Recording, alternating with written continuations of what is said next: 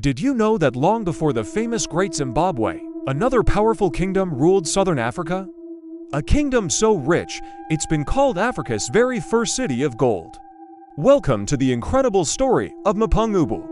Picture this, it's the 11th century.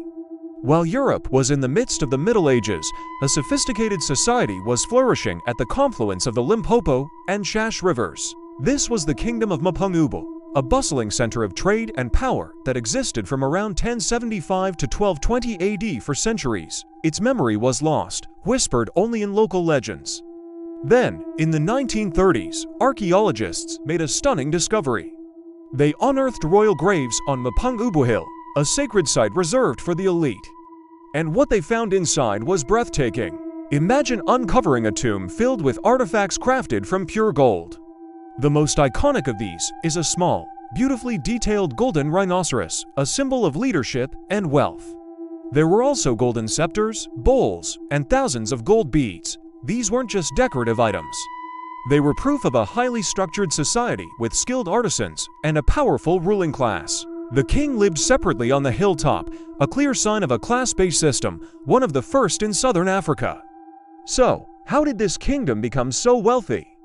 Trade. Mapungubwe was a major commercial hub. They controlled the flow of gold, ivory, and other valuable resources from the interior of Africa to the coast.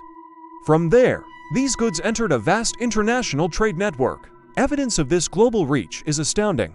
Archaeologists have found glass beads from India and even fragments of Chinese Celadon pottery in the ruins of Mapungubwe. That's right, a kingdom in southern Africa was trading with societies as far away as China nearly 1,000 years ago. But like all great empires, Mapungubwe's reign came to an end. Around 1220 AD, changes in the climate likely made the area less suitable for farming, and trade routes began to shift north. As Mapungubwe declined, its people moved on, and its legacy was passed to a new power rising in the region, Great Zimbabwe.